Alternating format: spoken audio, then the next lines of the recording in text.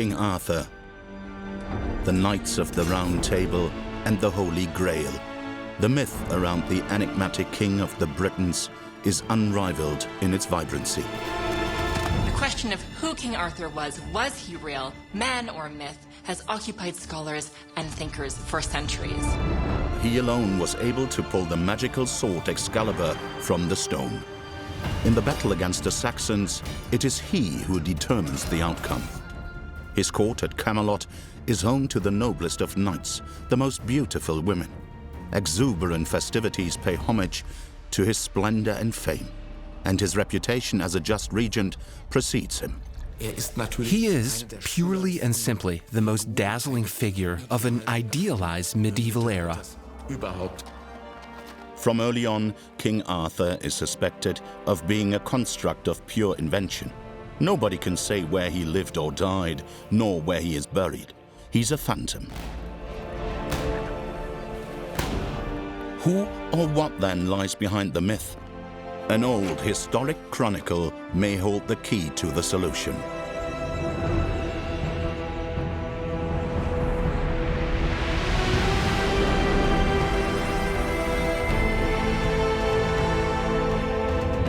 The tale of King Arthur is set in Britain after 500 BC. Dark times. The Romans have left the island. The various small kingdoms are at war, and Germanic tribes invade the land.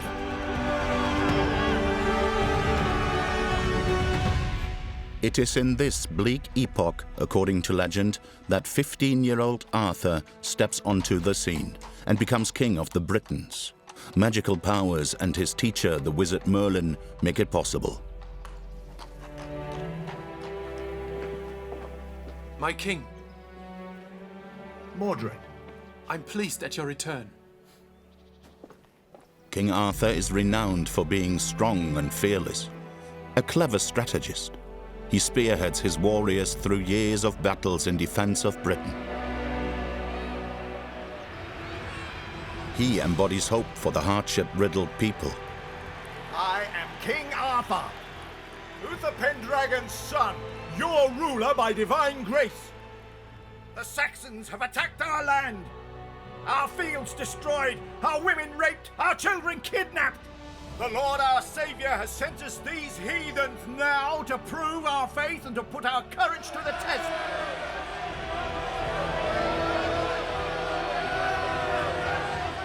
He's that ideal ruler, that model of kingship, so we can think about qualities of kingship, of leadership, and ideas of war and chivalry and honor and nobility, and these kinds of timeless themes that makes writers want to return to the Arthurian legend over time. King Arthur reportedly went to war against the Saxons 12 times. He eventually brought it to a close at Mons Badonicus. In this final battle, legend claims that he alone killed many hundred men. Sounds like fake news. What is the real story? Central to the Arthurian saga is a historical event, the retreat of the Romans from Britain. Subsequently, you have the situation that the Roman-British population had to defend themselves against usurpers, the Saxons. They moved inland from the east in several spurts. It is Arthur who stops the Saxon advances in many great battles. Arthur soon gains fame as a victorious warrior, as evident in orally transmitted Welsh sagas and stories. It isn't until the 9th century that we find written mention of him in a text on British history penned by a monk named Nennius.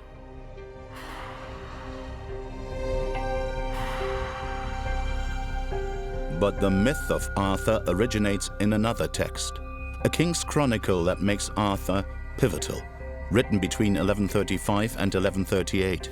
The author is Geoffrey of Monmouth, presumably a clergyman like Nennius.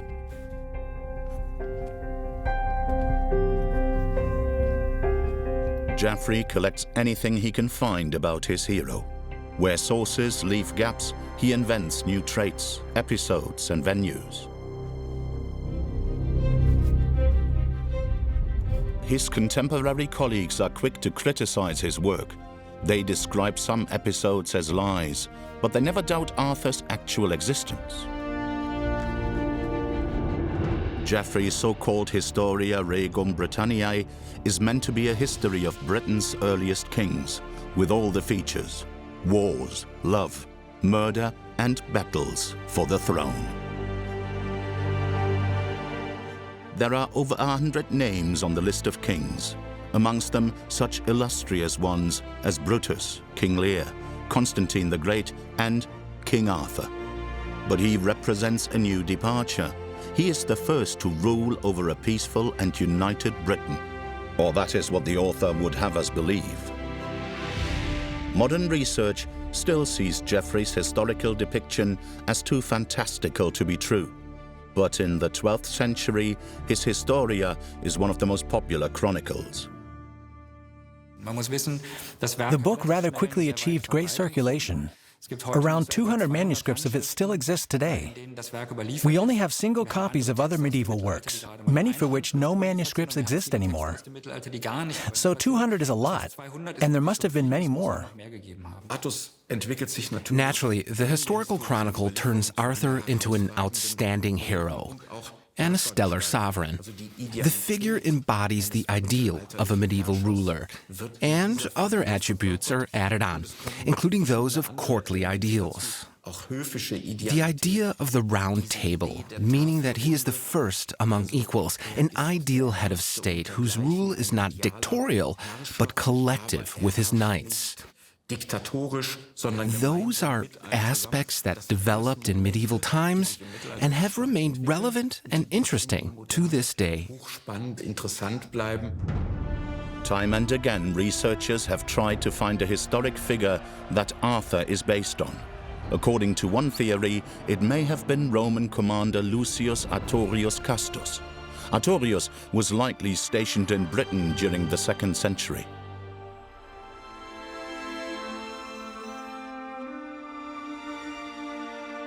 The next Roman who comes into consideration is Ambrosius Aurelianus. He's reputed to have led a Roman-British army into the legendary battle at Mons Badonicus in the 5th century.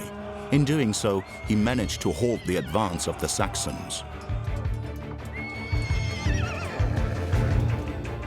The third famous Roman to repeatedly turn up in the research goes by the name of Riotamus.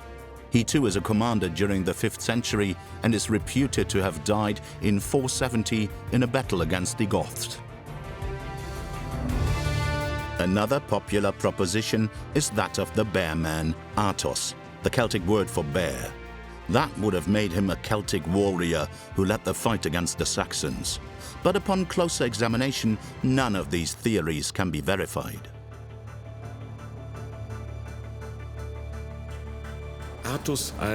There are many questions when it comes to considering Arthur as a historic figure. His name lends itself to certain connections, and researchers have sought these intensively in all historical sources. A second means of identification might be to look for historical figures that were such exemplary rulers. Eine herausragende Führungsrolle gespielt haben. And it transpires that Arthur is an amalgamation of many different parts. So what we have here are various elements and names, the different rulers, that become the ingredients that are then blended together to create a new single entity. Und dann ein Ganzes ergeben. Even the family tree spanning 2,000 years that Geoffrey creates for Arthur is purely fictitious. The author claims that Arthur's lineage can be traced back to the mythical Trojan Aeneas. The lineage then includes his great-grandson Brutus, who came to Britain and named it Land of Brutus. And even Arthur's father is fictitious. How then can Arthur truly have existed?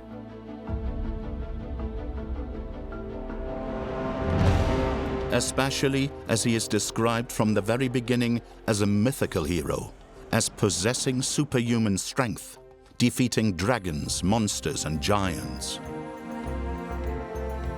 And he has a teacher named Merlin, who is a wizard. It is he who paves the boy's way to the throne. Geoffrey also describes Arthur as a medieval knight, with a golden helmet, a shield with the image of the Virgin Mary, with a lance and sword. And he even has a clear idea about his place of birth. The village of Tintagel on the rugged western coast of Cornwall. According to Geoffrey, Arthur is conceived and born there, the extramarital offspring of King Uther Pendragon.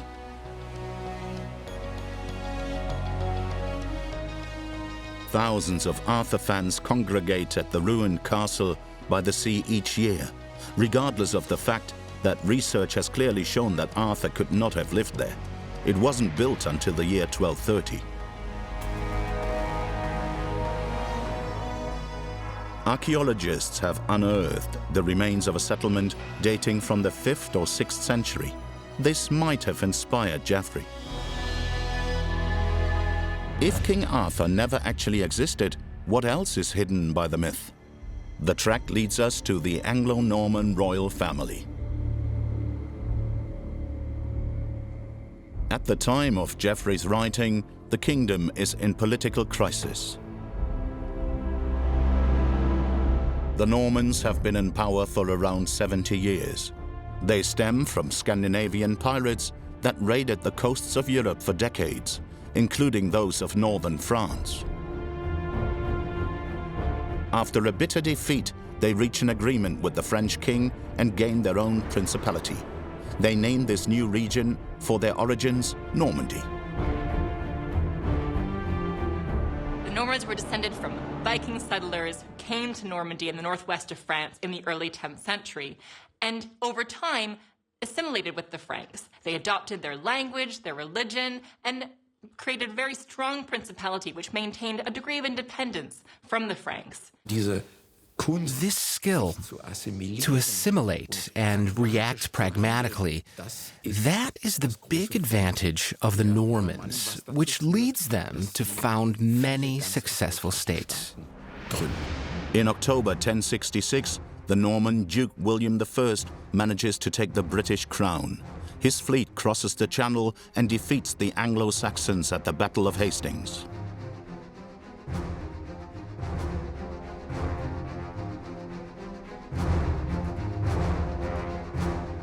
From this date forwards, William is King of Britain as well as Duke of Normandy. He makes history as William the Conqueror and is renowned as the founder of the Anglo-Norman royal family.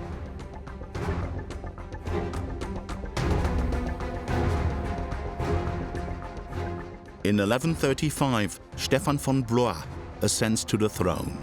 He's the grandson of William the Conqueror. His cousin Matilda also claims rights of succession.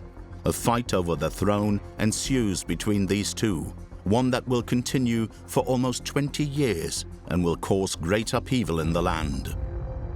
Geoffrey's writing at a time of war, and we could see the appeal of a strong, wise leader who brings people under him and to him during this time of devastation and strife. And Geoffrey's history can allow the Normans to see themselves as the successors to Arthur. It is Stephan von Blois who discovers Arthur for himself and claims him to be the ancestor of the Anglo-Norman dynasty. The mythical ruler of Britain is the ideal figure to help him legitimize his claim to the throne. In this situation, he apparently needs something akin to a dynastic foundation. And this dynastic foundation, in turn, is given by the Historia Regum Britanniae, likely commissioned by Stephan von Blois. And he probably used the story of Arthur, which was already well known, to fortify his own reign and to strengthen his own genealogy. It is definitely a work of clear intention and a very clear idea. And one could use the term propaganda to describe this idea. the Normans as idealized rulers of Britain? Researchers think it to be possible. At the very least, Geoffrey allows the legendary sovereign and the Norman rulers to merge. Stephen might have seen himself in King Arthur, Arthur as an ideal ruler, an exemplar of Norman values and courtliness, and he may have imagined his own court as a place that reflects Arthur's court, its excellence, its splendor, its nobility, the sophistication of its knights and ladies. This would be something that Stephen could imagine for himself. The reader stands to find out little about the private life of King Arthur. He marries Guinevere, who is from a noble Roman family, as Geoffrey would have it. The wedding takes place in the aftermath of a battle against the Saxons. Various stories circulate about Guinevere, some linking her to old Celtic legends. She is the White Fairy, a malevolent traitor, a weak but chaste woman, but Arthur always loves her with all his heart. Guinevere. Good morning, my beloved.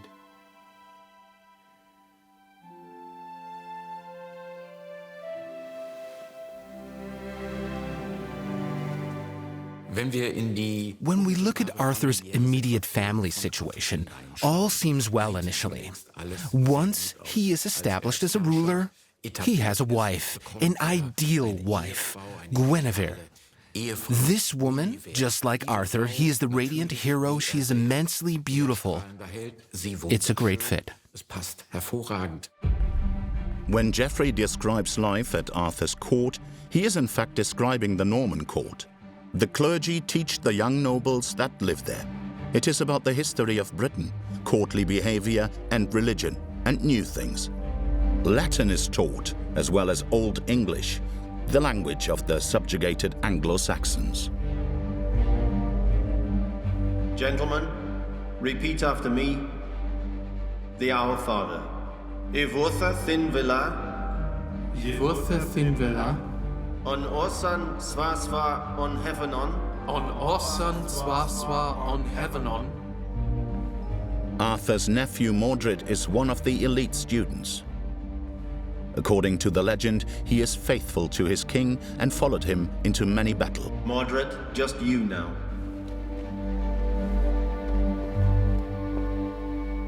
The Norman mother tongue that they bring to Britain is French. But conquerors and conquered both adapt. And gradually, English and French begin to mix. Within a few decades, a new language comes about, Anglo-Norman. We see the influence of the Norman culture still today. Words like court, government, these are French language words. And so the Normans brought with them their French language, and this shaped the history of the English language and English as we know it today. My faithful knights, we have finally won. The enemy is banished, and the land is secured. Let us feast. There is a time to fight, but now's the time for celebration. Mordred, my nephew, you are like a son to me. My king, your gown.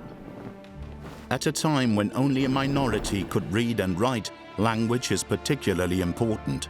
Every word the king spoke was significant. Medieval times are an epoch of language, figurative symbols and gestures.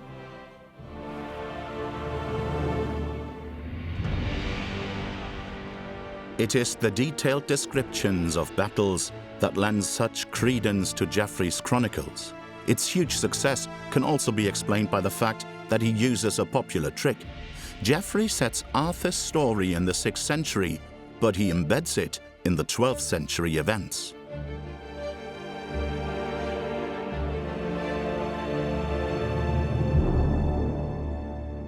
This is a common strategy for medieval authors to recount their material against the background of their own time. This means that what they recount, even if it was a long time ago, is described in such a way as if it were happening in their present. And in Geoffrey's account of Arthur, we can see that in details like items of clothing or the feasts that he describes. There is even speculation that William the Conqueror could be the source for Geoffrey's Arthur. This would hold true for the story of Arthur's ancestry. Both William and legendary Arthur are born out of wedlock. They are derided as bastards and have little hope of ascending to the throne, yet they both do.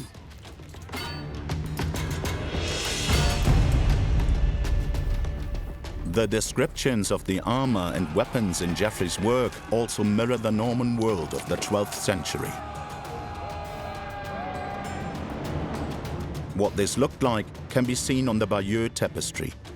It eternalizes the Norman conquest of Britain at the Battle of Hastings in 1066, depicted in great detail over a length of almost 70 meters, a kind of medieval comic strip.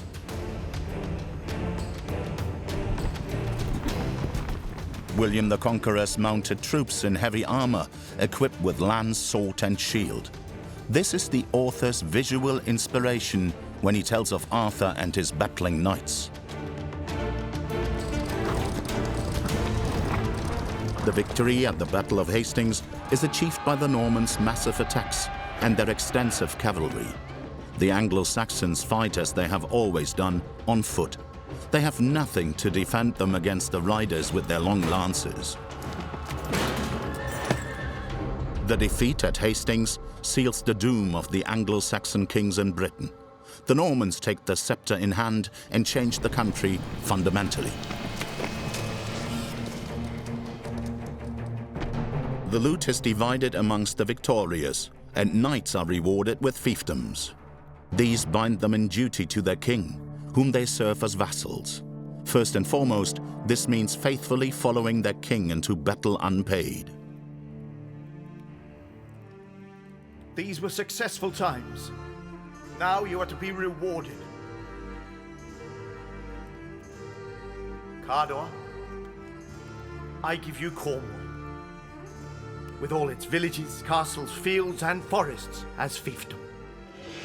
I thank you, my king. You, Gawain, take Maine. Rule justly. My king, I thank you. Kay, I give you Anjou. You humble me. I thank you, my king. Das Herrschaftssystem, This system of rule works mainly through giving and taking.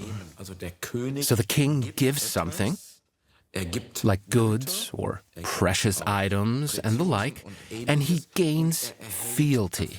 Treue. Das finden wir im That is what we see around the rulers in this British-Norman realm. britisch-normannischen Reichs.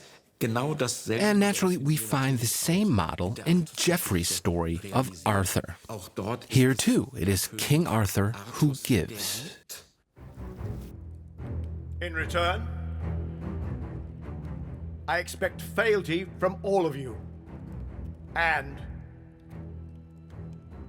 then troops to fight all my future wars with. Can I count on you? For the Normans, the distribution of the conquered lands did not suffice to secure their power. That's why William had his claim set in stone.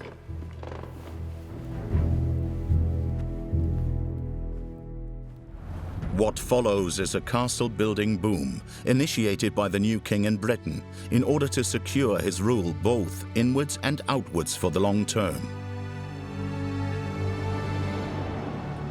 By the end of the 12th century, at least 500 fortifications have been built in Britain. They not only serve as secure housing for nobility, but also act as administrative centers in the conquered regions. There are to be more than 50 kilometers between them, the distance that a knight can travel in a single day.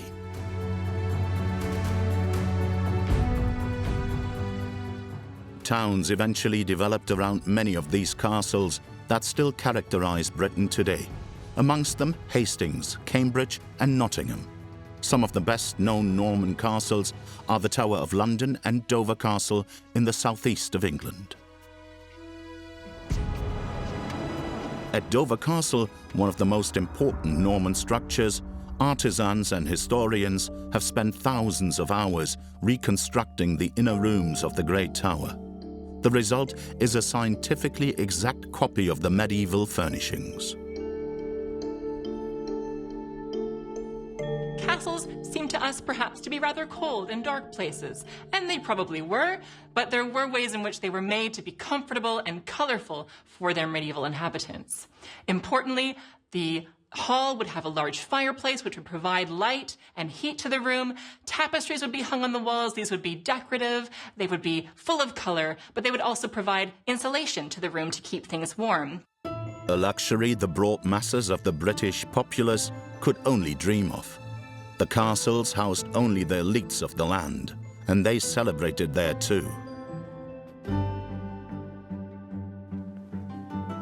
Descriptions of the life at court and especially of its celebrations make up a large part of Geoffrey's chronicle. He describes customs and rituals that came from France and can be proven to have been introduced by the Normans.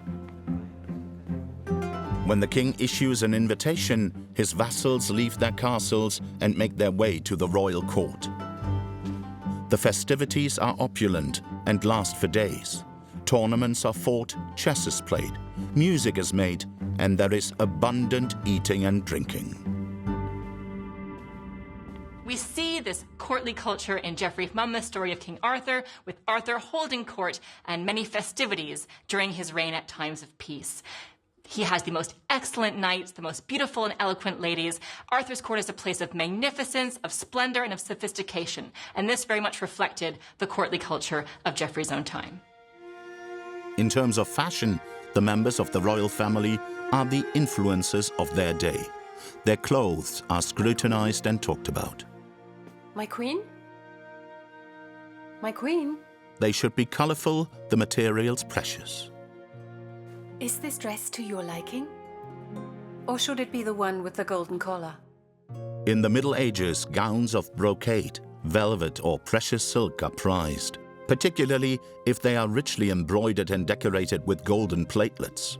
Belts, ribbons and veils round out the style of the nobles. You should bring me the white dress, the one with the veil. Of course. There are strict rules as to who can wear what. Gowns, jewels and hairstyles, nothing is left to an individual's taste. A person's outfit in the Middle Ages is predominantly a visual marker of their social standing, especially so at a royal festival.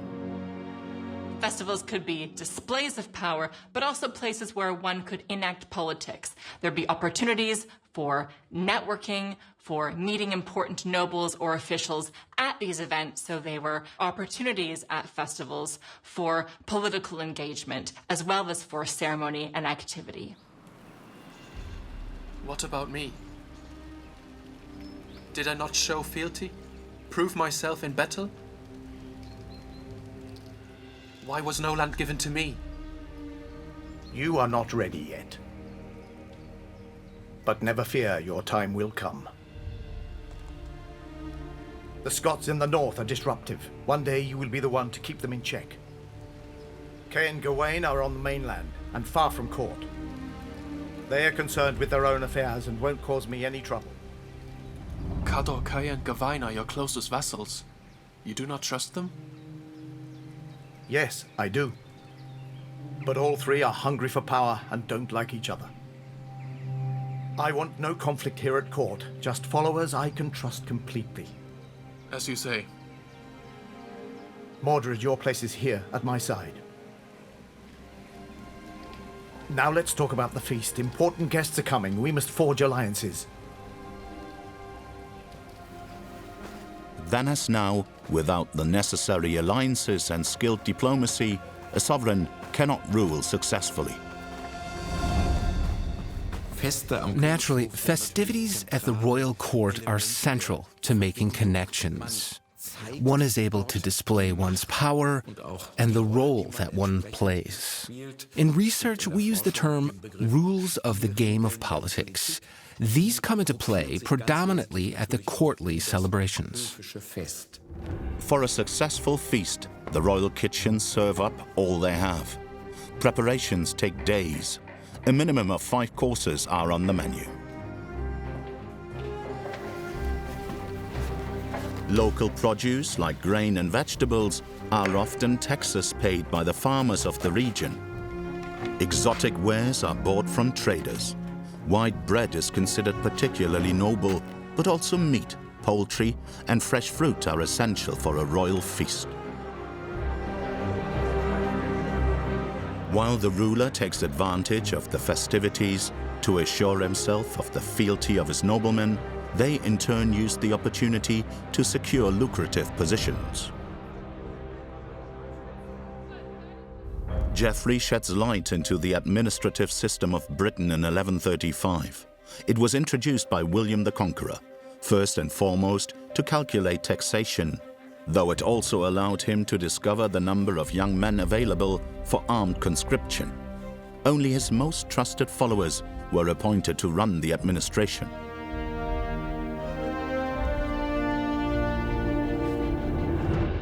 At the National Archives in London, we find a document dubbed the Domesday Book, in medieval spelling, Domesday Book. It dates back to 1086 and is considered to be the oldest land registry in the world. It lists everything that is part of the Anglo-Norman realm, literally everything. On nearly 900 pages, we find names and holdings of over 1,000 villages and towns. Under Hanley in Worcestershire, William's agents noted, for example, 20 inhabitants, 17 farmers, 17.5 units of land, 9 servants, 6 pig herds of 60 pigs, 1 mill, woods, and a falconry. All these possessions are transferred to the king. He awards the church a quarter and retains a fifth for himself. More than half is distributed amongst the Norman barons. The Anglo-Saxon nobles are left with a mere 3%. Tilting the ownership structure in favor of the Normans is not merely a politically strategic move by the conqueror, it also makes him rich. And that's not all. He's paving the way for a centralized state, as everything noted in the Domesday Book is declared legally binding. The Domesday Book was unprecedented, not seen anywhere else in Europe. It changed the way that land was organized and governed, and the way that the king inherited wealth from the property that he owned and that his men and nobles ran for him. Still today, the Queen owns much of the land in England and Britain. This all is an inheritance of William's feudal system and his taxation, which is recorded in the Domesday Book. In Geoffrey's writing, according positions and lands is also Arthur's key to remaining in power. Privately, however, a pall lies over his fortunes. After 9 years of marriage, the royal couple still have no offspring. And Mordred secretly woes Guinevere.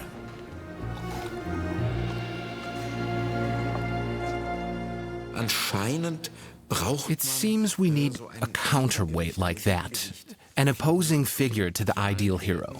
And perhaps this character is also needed to indicate that Arthur's realm had its negative aspects as well. And of course, these stories serve to fascinate the reader and keep people interested. A typical situation like this keeps us reading. Sex and crime work nowadays, and was also something that also hooked people of the medieval courts. My faithful knights! We have won, finally! The enemy is dispersed. The land is secured. Let us feast! Long live King Arthur! Long live the king! Long live the king! There is a time for fighting And there is a time to celebrate victory. You have fought bravely. Mordred, my nephew, you are like a son to me. You have proven yourself courageous in battle. We drink to your health. I thank you, my king. But it is your courage that puts all else to shame. To your health, and that of the queen. That you may soon be blessed with a son and heir. Long live King Arthur. Long live King Arthur. Long live King Arthur. Geoffrey does not comment on the flirt between Guinevere and Mordred, but he does generally criticize salaciousness and lethargy as they threaten the peace. A premonition that might come true as messengers arrive at Arthur's legendary court, the castle later known as Camelot. The author places it in the City of Legions in Wales.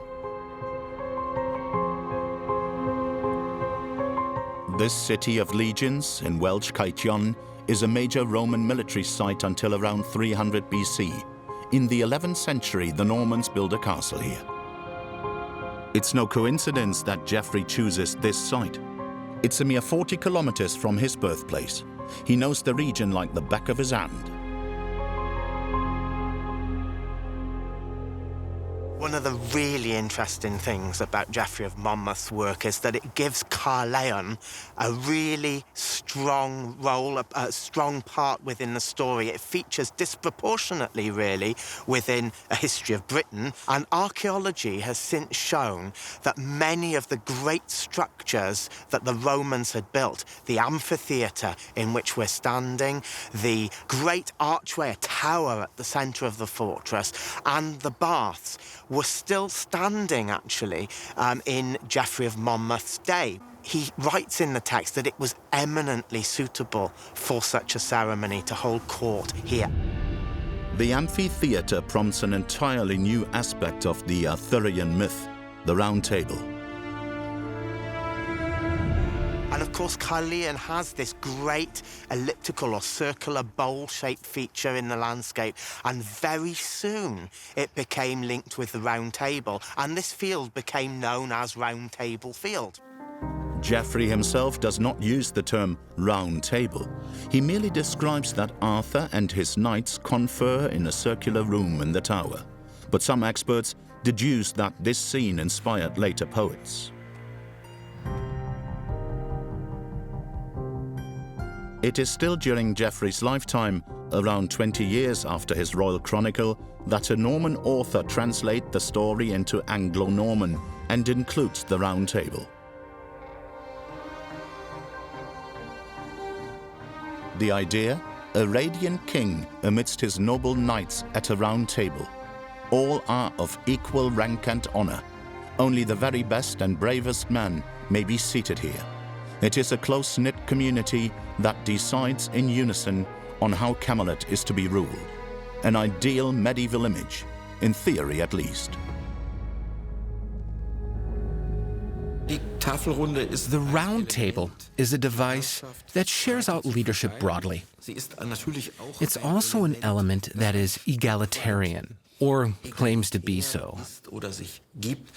Of course, Arthur is the ruler. He is still primus inter pares. But then, everyone else is on equal footing. And yet the epic poems about Arthur show that this can also lead to envy and resentment. Who sits closest to the sovereign? Who on his right? Who is the best knight?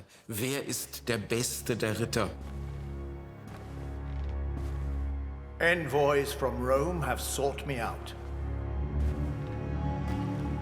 They have declared me to be a usurper.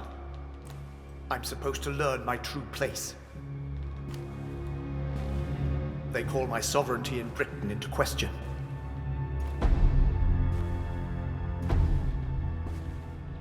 They demand the repossession of all conquered lands and demand our subjection. Be calm. Rome feels threatened by Arthur and demands his submission as a vassal. Geoffrey's episode alludes to the medieval conflict between the Anglo-Norman and French royal houses.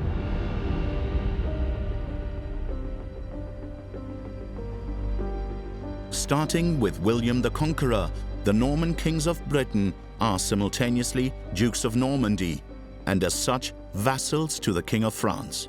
But the Norman rulers refused to acknowledge this.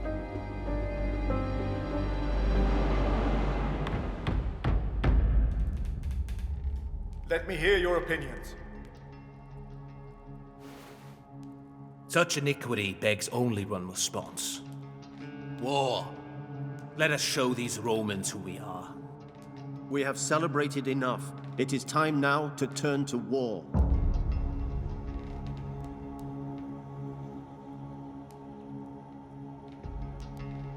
We Britons, we're no cowards.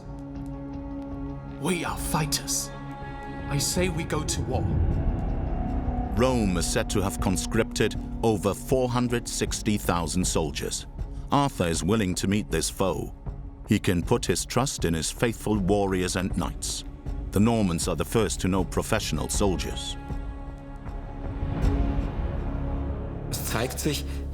It becomes clear that the contemporary and strictly organized feudal system works better and brings military advantages. Because this strict system is organized in such a way that there are professional soldiers integrated into the system and that they are very specialized. In this case, men on horseback. Later, they become Ritter, in German, from Reiter, rider. At the peak of his powers and at a time of peace, Arthur takes a momentous decision, convinced that it will save Britain. Right. That I shall come to Rome. I shall come to Rome. But not to subject myself, but to conquer. Long live King Arthur! Long live King Arthur! Long live King Arthur! Mordred, you shall stand in for me in my absence. I trust the land to you, and I leave my queen under your protection. I thank you, and I won't disappoint you. You have my word. I shall defend the land and the queen with my life. But Arthur shares William's fate. Every time the Normans left the island to fight in France, traitors attempted to usurp the throne in Britain. Traitors from amongst his most trusted men. In Arthur's case, it is his nephew Mordred who forges an ominous plan.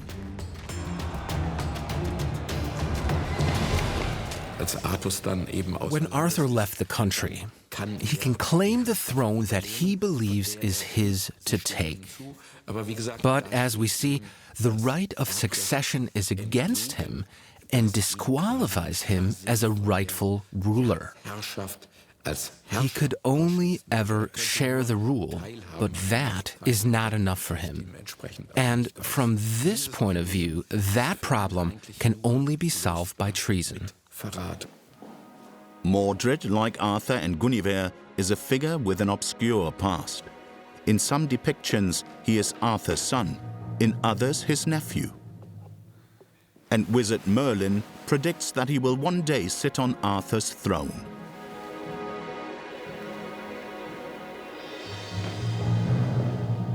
There are also many versions of his love for Guinevere. In some legends, she reciprocates his oaths of love. In other versions, he pulls her from the throne and violates her. Arthur, when he goes to conquer Rome, leaves his kingdom in the hands of his nephew Mordred, but this turns out to be a crucial mistake because Mordred betrays him, he takes his crown, usurps the throne, and also takes his wife Guinevere. So Arthur perhaps should have left his kingdom in more trusty hands, a lesson to be learned here. Do not leave your kingdom unless you are sure that it is going to be held stably by those who you appoint to succeed you. When Arthur hears of Mordred's betrayal, he swiftly returns to Britain with his army. In 542, a decisive and murderous battle ensues. Mordred is killed.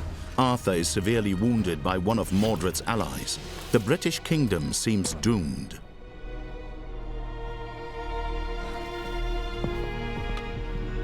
The king's last remaining vassals, so Geoffrey, take their liege to the mythical island of Avalon.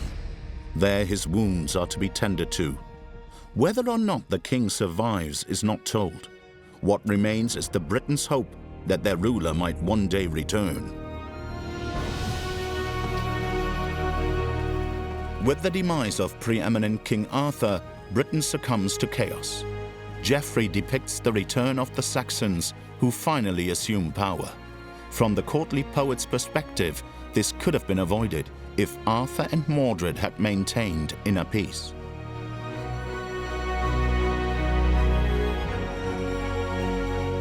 According to the researchers, Geoffrey's comment can be understood in clear reference to Britain's political situation in 1135. There's a warning, however, at the end of Geoffrey's history to the Normans that if they also sin, if they do not solve the civil war, if they cannot achieve peace, cannot come out of this, then their kingdom may suffer the devastation and loss that the Britons' kingdom suffered as well. This warning might allude to the battle for the throne between King Stefan and his cousin Matilda. The so-called anarchy had the royal household in its grip for many years. It isn't until after Stefan's death that Matilda's son Henry II hails a new era. But Geoffrey's critique does not diminish King Arthur's popularity. Geoffrey Monmouth's story of Arthur was hugely influential in the medieval period and long after it. And even long after Geoffrey wrote, when King Stephen, William the Conqueror, and others are no longer in power, writers are still telling the story of Arthur, and Arthur's legend still holds a strong appeal for readers and writers, in which he is a warrior king and an ideal ruler, an example of good, strong leadership. The publication of Geoffrey's book creates an avalanche. Many authors discover the legendary king for themselves and continue to weave his tale imaginatively. Just 20 years after the King's Chronicle, the poet Weiss pens his Roman de Brut in Anglo-Norman with the addition of the Round Table. French poet Chrétien de Troyes, in turn, names the knights Lancelot and Percival and incorporates the Holy Grail into Arthur's saga.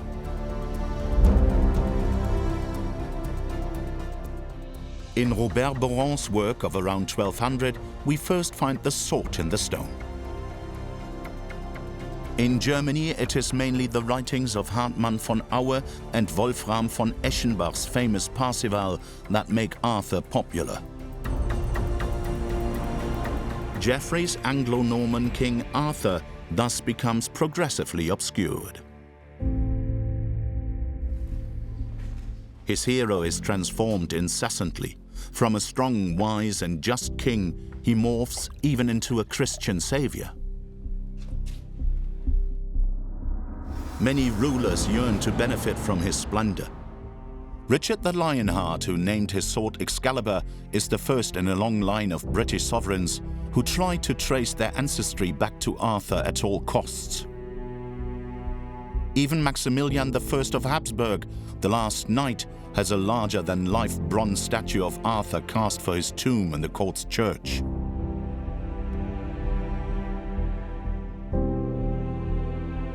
Henry VIII had himself depicted as Arthur at the Round Table.